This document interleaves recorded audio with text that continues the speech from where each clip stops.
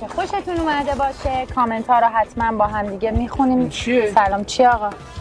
چیه؟ چی آقا؟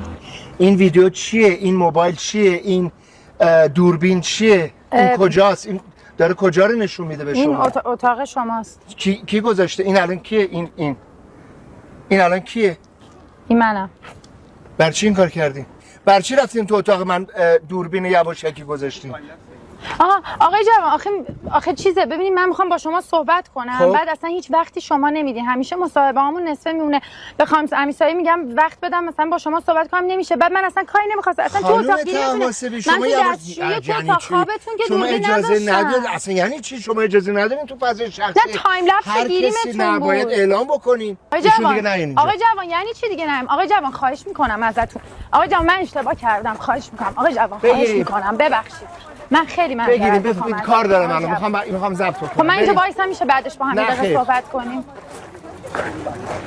آقای جوان من بهت گفتم میاد کاش تو من بهت گفتم نکنین کارو.